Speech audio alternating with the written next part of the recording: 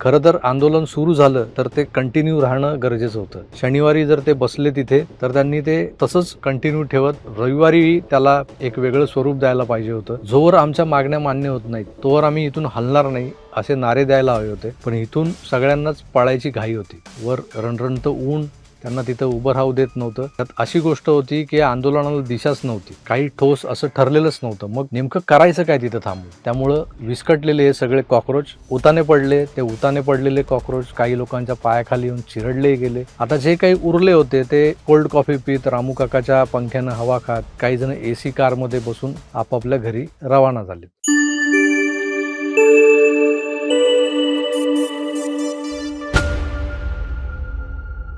केंद्रातल्या मोदी शहांच्या सरकारविरोधात एक प्रकारचा अनरेस्ट आहे किंवा असंतोष आहे या देशभरातल्या तरुणाईमध्ये. हे दाखवण्यासाठी गेले कित्येक वर्ष एक बाह्य शक्ती म्हणजे जी आपल्या देशाबाहेरून कार्य करते अशी शक्ती, कधी ती जॉर्ज सोरोसच्या रूपात आपल्याला पाहायला मिळते, कधी ती डीप स्टेटवाले जे आहेत त्यांच्या रूपात पाहायला मिळते, कधी तर आपला ट्रम्प तात्या त्या शक्तीच्या मागे उभा राहतो पहाडासारखा.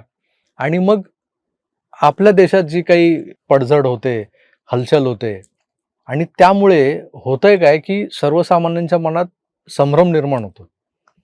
काही गोष्टी घडतात अशा की ज्या गोष्टी टाळता येण्यासारख्या असतात, ज्या सरकारकडून त्यांच्या अक्षम्य चुकीमुळे टाळल्या गेल्या नाहीत, हे स्पष्ट होतंय.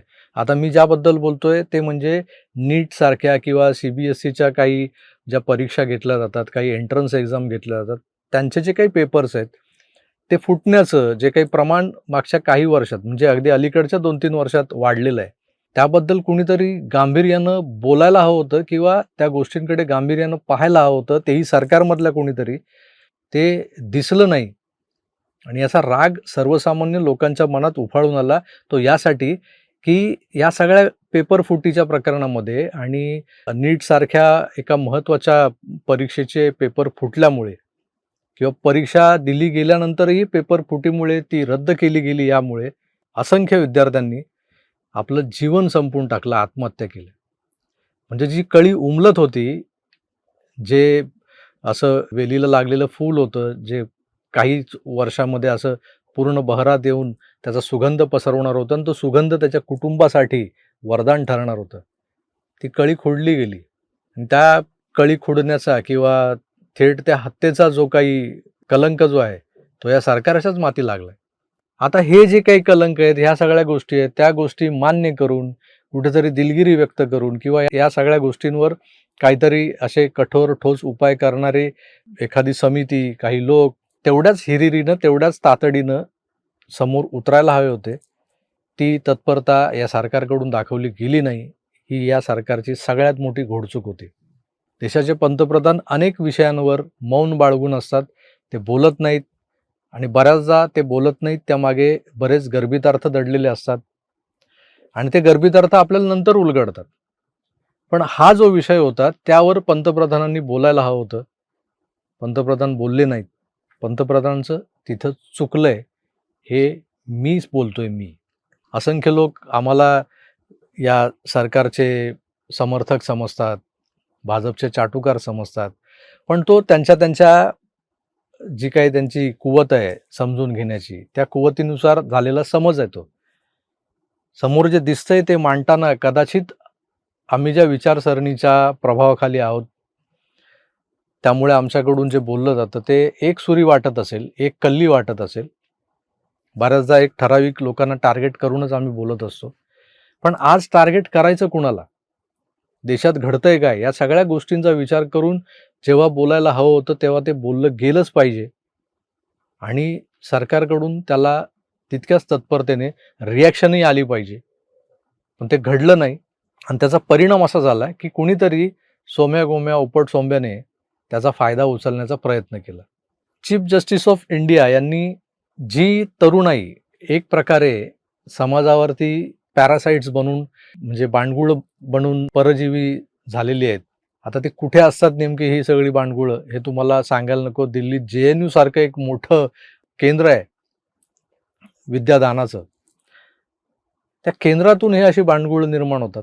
आता माझ्या अशा JNUवरच्या टीकेनंतर बरेच जण सांगतात, की निर्मला सीतारामन असतील, एस जयशंकर असतील, तेही JNUचे प्रॉडक्ट आहेत. असतील ना, सगळेच पॅरासाइट्स नाहीयेत, सगळीच बांडगुळं नाहीयेत. काही चांगले लोकही तिथून निपजलेले आहेत.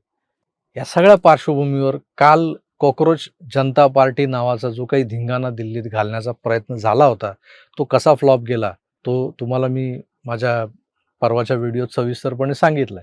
मला वाटतं हा जो काही आंदोलनाचा फार्स होता ना, तो फ्लॉप होण्यामागे बऱ्याच गोष्टी त्याला कारणीभूत आहेत.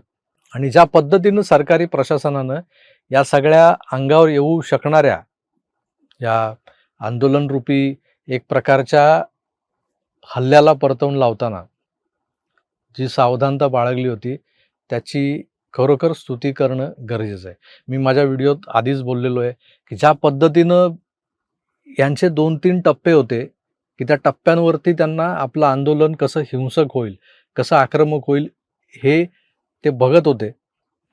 आणि नेमके त्यांचे हे जे काही टाईम बॉम्ब होते, पण या टाईम बॉम्बमधलीच नेमकी ती जी निळी किंवा लाल वायर जी असते ती कापून यांच्या बॉम्ब रोधक पथकानं महत्त्वाचं काम केलं होतं.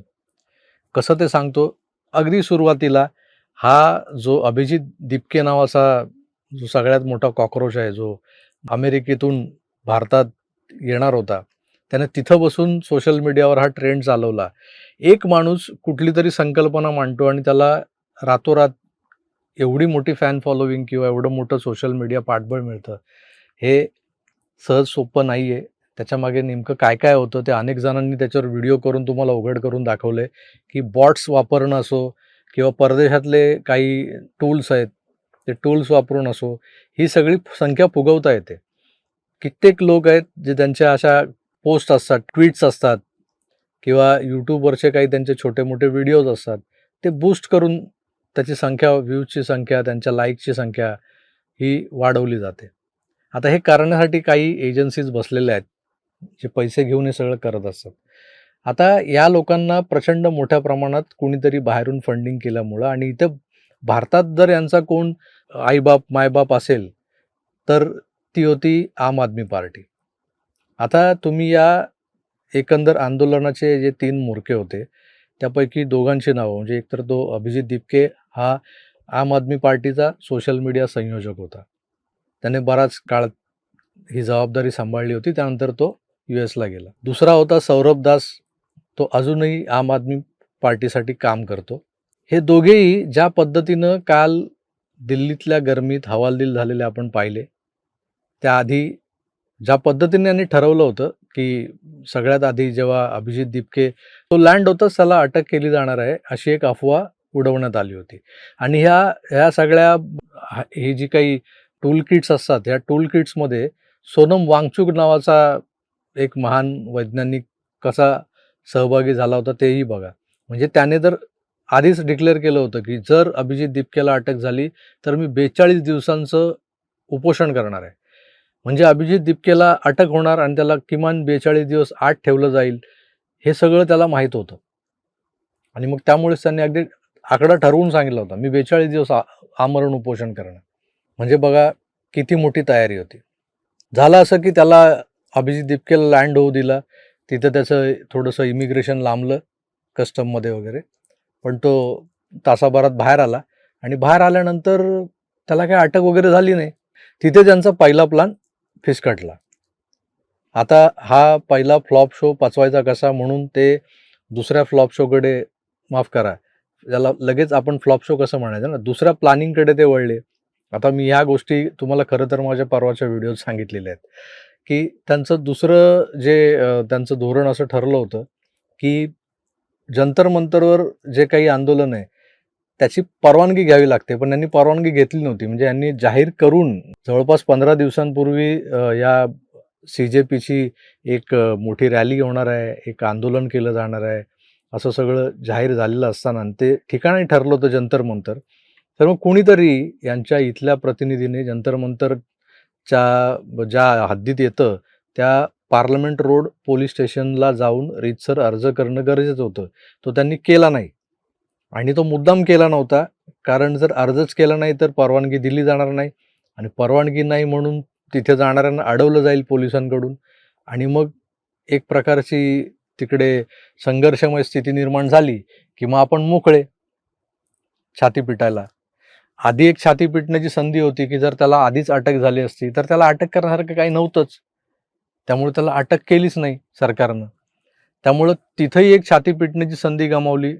दुसरी संधी होती तर इथं जर जंतर मंतरवर बसूच दिलं नसतं, तिथून त्यांना हुसकावलं असतं तर मग संघर्ष झाला असता, तिथे छात्या पिटल्या गेल्या असत्या.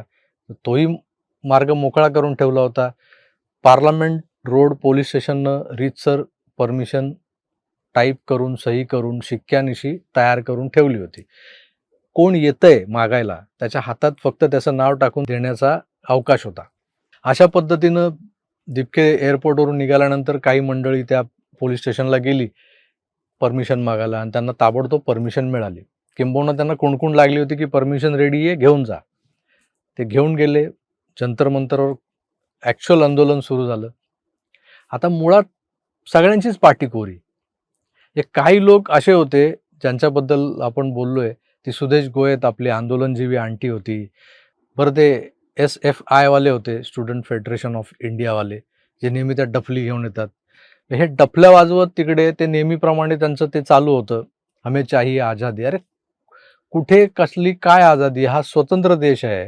या स्वतंत्र देशात तुम्हाला अजून कुणापासून आझादी हवी आहे?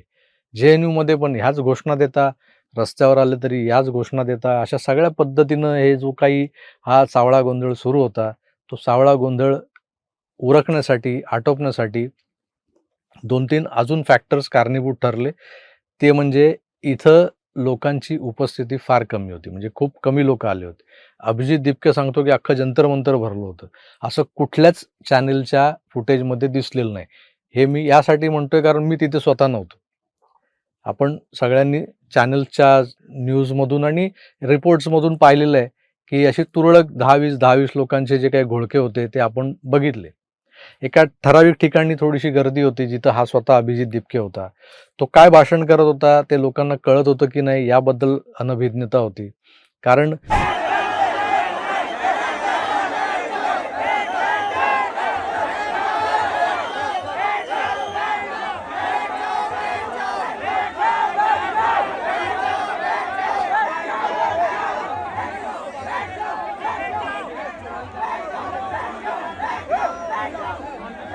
एखाद्याने समोर सांगितलं की नीचे बैठो, बैठो बैठो असं बोलल्यानंतर त्यांना वाटलं हीच घोषणा द्यायची म्हणते, बैठो बैठो म्हणून घोषणा द्यायला लागली. तर घोषणा कुठल्या द्यायच्या तेही क्लिअर नव्हतं. अशा सगळ्या परिस्थितीमध्ये ह्या कॉकरोच पार्टीचे 2 म्होरके, तो सौरभ दास आणि हा अभिजित दिपके यांनाच उष्माघाताने मोठा असा धक्का दिला. अभिजित दिपकेची अवस्था तर फार वाईट होती. इसको ले चलो नहीं तो मर जाएगा असं म्हणत काही लोक त्याला घेऊन एका गाडीत घेऊन गेले बसायला. तिथं हा अगदी मागच्या सीटवर नाही तर पुढच्या सीटवर बसला, कारण तिथे AC जास्त लागेल म्हणून. हे सगळं मी बोलून झालेलं आहे तरी पुन्हा सांगतोय. सौरभ दास तिकडे घरूनच आपला रामू काका सोबत घेऊन आला होता. तो त्याला पंख्यानं हवा घालत होता. हा कोल्ड कॉफी पित होता. म्हणजे हे जे काही चाललं होतं ना ते काही लोकांना खटकलं. ते जेन्युइनली या पेपर फुटीच्या बाबत कुठेतरी कन्सर्न घेऊन मनात आले होते. काही पालक होते, काही विद्यार्थी होते. त्यांना हे खटकलं आणि त्यांनी ओळखलं की हे जे काही चाललंय ना ते सगळं आम आदमी पार्टीची जी स्टाईल आहे आंदोलनाची त्या स्टाईलने चाललेलं आहे. त्यामुळे तिथे एक उपस्थित असलेला एक आंदोलक जो स्वतः म्हणतो की मी आंदोलनासाठीच आलो होतो, पण मी हे सगळं पाहिल्यानंतर माझं मन बदललं. तो काय बोलतोय ते ऐका. इस कांग्रेस जनता पार्टी के जितने लीडर बैठे हैं इनके ट्वीट मैं दिखाता हूँ आपको. मैं स्क्रीनशॉट लेके रखे थे, मेरे को पता था कुछ ऐसे ही हुआ. जो कह रहा है फॉलोअर. हाँ, ये सौरभ दास का ट्वीट है, ये देख सकते हैं आप. क्या पढ़ के बता दो. Aren't we Brahmins not supposed to kill or do violence? What fake Brahmin he is. हा हंसने की इमोजी ने डाली. हा. और ये इंडियन हिस्ट्री, बाबरी मस्जिद पे अमेरिका में बैठ के बाबरी मस्जिद पे टिप्पणी कर रहे हैं और यहाँ पे आज ये आके बोल रहे हैं कि हमें देश के युवा की चिंता है।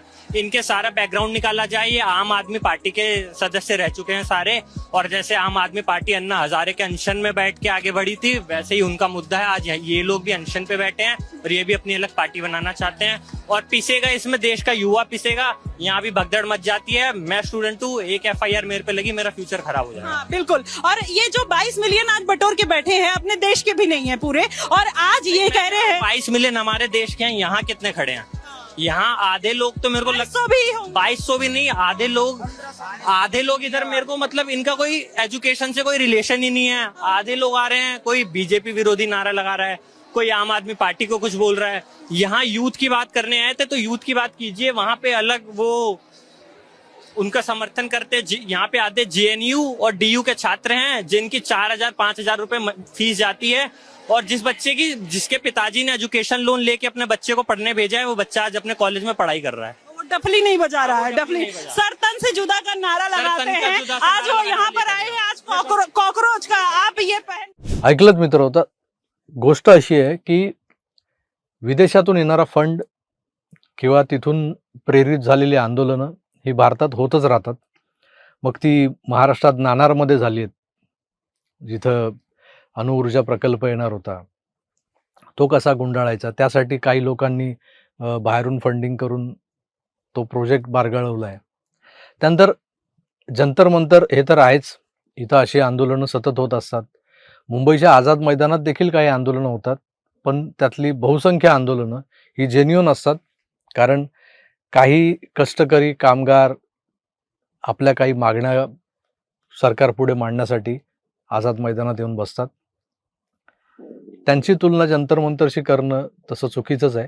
पण एकंदर कालच्या या सगळ्या सावळ्या गोंधळाबद्दल जेव्हा बोलतो आपण, तेव्हा हा जो फ्लॉप शो झाला आहे, त्या फ्लॉप शो मागची जी कारणं आहेत ती नीट समजून घेण्यासाठी तुम्हाला अजून काही काळ वाट पाहावी लागेल.